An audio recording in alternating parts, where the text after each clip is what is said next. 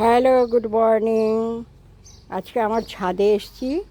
আমার ছাদ বাগানে চাল কুমড়ো হয়েছে। এই যে একটা, এই যে দুটো, এই যে একটা বড় হয়েছে আর একটা ছোট হয়েছে। হ্যাঁ, আর আজকে আমি রেসিপি করব এই চাল কুমড়ো পাতা কয়েকটা কেটে নিয়ে যাব। কেটে নিয়ে গিয়ে তাই দিয়ে আপনাদেরকে সুন্দর একটা রেসিপি দেখাবো। এই পাতাগুলো নাও তো তুমি এখান থেকে, আমি কেটে কেটে দিচ্ছি। কোথায় গেলে? এই যে আমি পাতা কাটছি। হ্যাঁ, এই যে এই যে দুটো ধরো, তুমি ধরো। ধরো। এই যে আর কোথায় কাটলাম? এই যে ধরো ধরো, তোমাকে দেখা যাচ্ছে কি না? হ্যাঁ, ধরো। আর একটা কেটেছি, এই যে একটা। কয়টা হয়েছে দেখো? চারটা। আর দুটো কেটে নিয়ে যাই। কোনটা ভালো হবে, কোনটা মন্দ হবে? কচি কচি কচি কচি কচি গাছটার জন্য উইক না হয় না, গাছ উইক হবে না, গাছ আমার উইক হবে না। এই যে 6টা পাতা নিলাম। এবারে এইটা দিয়ে আমি রেসিপি করব।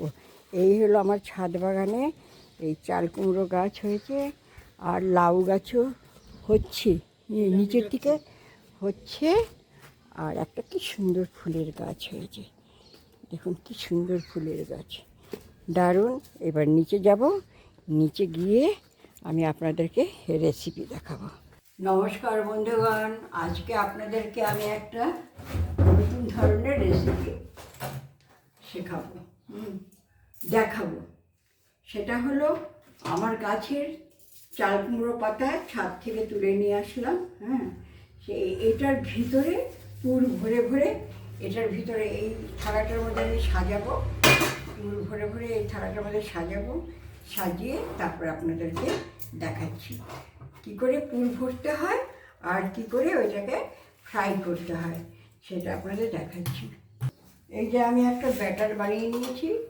এই 2 টেবিল স্পুন আমি চালের গুঁড়ো দিয়েছি, আর 2 টেবিল স্পুন আমি বেসন দিয়েছি।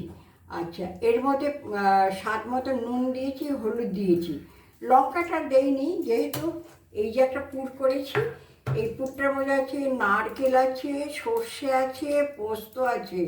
হ্যাঁ, সব একসঙ্গে আমি বেটে নিয়েছি, বেটে নিয়ে এটার মধ্যে একটুখানি মিষ্টি দিয়েছি, সামান্য একটু মিষ্টি আর নুন সব কিছু দিয়ে করে নিয়েছি।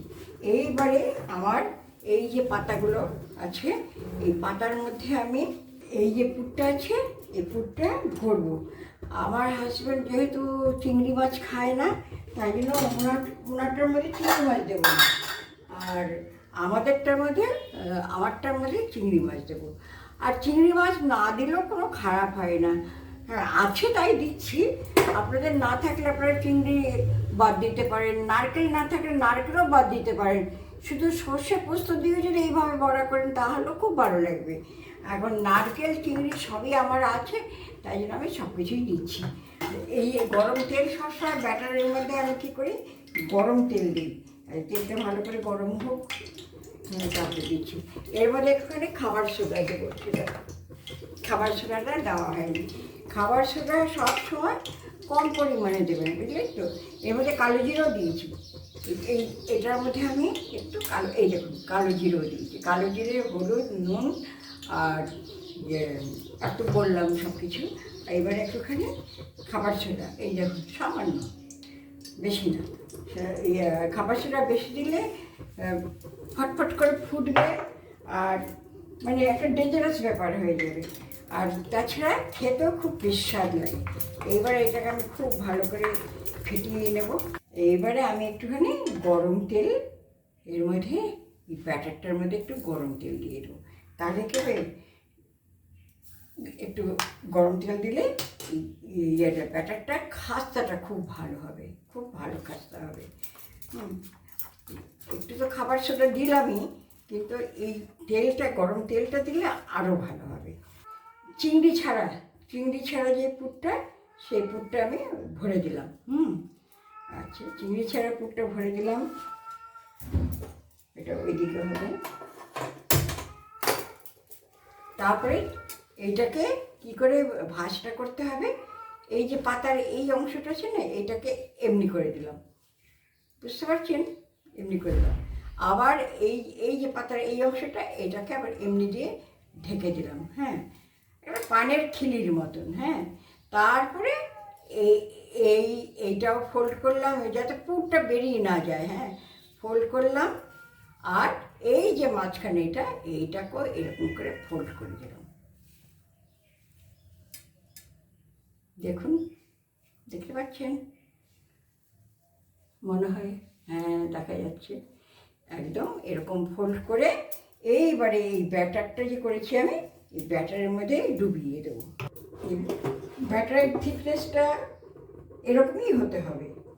যদি মনে হয় আমার কাছে ভারী, তাহলে আমি আরেকটু জল মিশিয়ে দেব। একবারে তো বোঝা যায় না, আবার একটু জল মিশিয়ে দেবো। তো মনে হয় ভারী নয়, ঠিকই আছে। এই যে এটার সঙ্গে দেখতে পাচ্ছেন, এই দিচ্ছি। এই যে পাতাগুলোর মধ্যে সবকটার মধ্যে এইভাবে মাখিয়ে নেবেন। হ্যাঁ, যাতে পাতাটা ফুলে না যায়। ফুলে গেলে পুরটা বেরিয়ে আসবে। এই যে এটা এরকম করে দিলাম, এটা এমনি করে দিলাম, এটা এমনি করে দিলাম, এই পুর হয়ে গেল। এই যে এখানটা আবার একটু হোল মতন দেখা যাচ্ছে, এখানটা একটু বেসন দিয়ে দেবো। তাহলে কি হবে, এই তেলটা ঢুকে যাবে না ভিতরে। হ্যাঁ, পুরটাও বেরিয়ে যাবে না। এইবারে হলো এই যে আমি একটা ওনার জন্য করে করি, তারপর আপনাদেরকে আর একটু ভালো করে করে দিচ্ছি। এটা হলো চিংড়ি মাছ ছাড়া। চিংড়ি মাছ ছাড়াটা কি হয়ে যাক, তারপরে আমি আপনাদেরকে ভালো করে দেখাচ্ছি। এই যে পুর নিলাম, পুর নিয়ে তারপরে এই যে পাতার এইটা এমনি করে দিলাম, পাতার ওইটাও এমনি করে দিলাম। তারপরে এই যে এই অংশটা এরকম করে দিলাম, এই অংশটা এরকম করে দিলাম। তারপরে এমনি করে দিয়ে এই ব্যাটারের মধ্যে এমনি করে ডুবাবো। হ্যাঁ, এমনি করে ডুবিয়ে তারপরে আমি ওটার মধ্যে ছেড়ে দেবো। আর যদি মনে হয় যে হ্যাঁ পাতাটা খুলে আসছে, তাহলে পাতার এখানটা একটুখানি লাগিয়ে দেবেন, পাতার একটুখানি এখানে লাগিয়ে দেবেন। এমনি করে লাগিয়ে দেবেন। আর ব্যাটারটা একটুখানি ভারী হয়েছে। আমি একটু জল মেশাবো।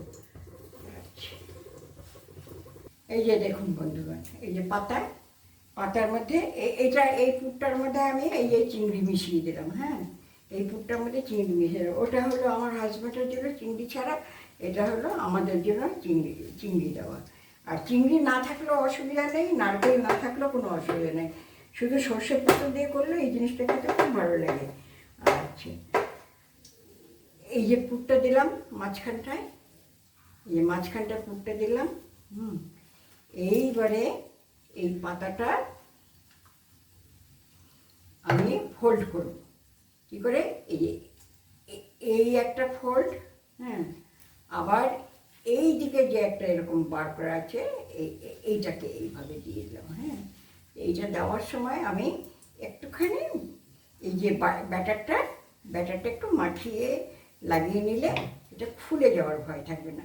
লাগিয়ে আমি এই যে ফোল্ডটা করে দিলাম। হ্যাঁ, ফোল্ডটা করে এইবারে এই ফোল্ডটা করলাম, আর এই যে মাঝখানে যে ফোল্ডটা, এই যে মাঝখানে এই যে দেখুন একটা পানের খিলির মতন হলো, তাই তো? এই যে এই পাশটা দেখালাম, আবার পেছনটা আপনাদের দেখালাম। এই যে দেখতে পাচ্ছেন খিলিটার ভাঁজটা আমি আপনাদেরকে ভালো করে দেখাচ্ছি, ভালো করে পিছনটাও দেখাচ্ছি। পেছন দেখালাম, সামনে দেখালাম। এইখানে যে একটুখানি আছে, এখানটায় আমি বেসন যখন ডুবাবো, এই যে বেসনটাতে আছে, বেসনে যখন আমি ডুবাবো, তখন এই উল্টো পিঠটা, এই যে ওই পিঠটা, হ্যাঁ, মানে ওই যেদিকে ফোল্ড করেছি সেই পিঠটা বেসনে ডুবাবো, তাহলেই ওই হোলটা বন্ধ হয়ে যাবে, বুঝলেন তো? আচ্ছা, তারপরে আমি আবার ওই পিঠটা, হ্যাঁ, তাহলে আর কোনো না, এইটা একদম পারফেক্ট হয়েছে, আগেরটার চেয়ে এটা পারফেক্ট হয়েছে। এরকমভাবে ডুবাবেন, এই দিকটা ডুবিয়ে তারপর ওই দিকটা ডুবিয়ে তারপর এই পাতার ফোলটা যেদিকে করেছেন সেই দিকটাই তেলে ছাড়বেন। এই যে, ব্যাস হয়ে গেল। এই যে আগেরটা দেখুন, আগেরটা কি সুন্দর হয়েছে, যেই নিয়মে এখন করলাম সেই নিয়ম। এই যে আমার হাজব্যান্ডকে খেতে দিয়েছি, ওনার খাওয়ার টাইম হয়ে গেছে অনেকক্ষণ আগেই, আজকে একটু লেট হয়ে গেল। বড়াটা দেখাও কেমন, এই দেখুন বড়াটা দেখতে পাচ্ছেন কি সুন্দর হয়েছে, এপিট ওপিট দারুণ সুন্দর হয়েছে। এই দেখুন, এই যে এই যে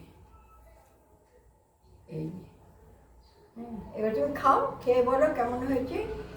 দেখতে সুন্দর হয়েছে, এবার খেতে কেমন হয়েছে তাই বলো। একটুকু পুর কোথাও দিয়ে বেরোয়নি, আবার খুব বেশিও ব্যাটারটা বেশিও লাগেনি, পাতারও স্বাদ আছে, সব কিছু আছে। খাও, খেয়ে বলো কেমন হয়েছে। ফাইন হয়েছে, খুব ভালো, কুড়মুড়ে হয়েছে।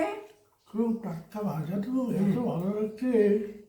এর সঙ্গে একটু বাটার হলে আরও ভালো লাগে, ভাত মাখালে, কিন্তু ওনার বাটার সহ্য হয় না, চিংড়ি সহ্য হয় না, অনেক অসুবিধা। সেই জন্য ওনাটা চিংড়িও দিইনি, কিছু দিইনি, ওই নুন দিয়ে মেখে খা।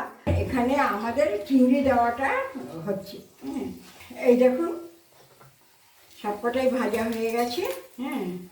আপনাদের দেখে পছন্দ হলো কিনা সেটা আমাকে বলবেন।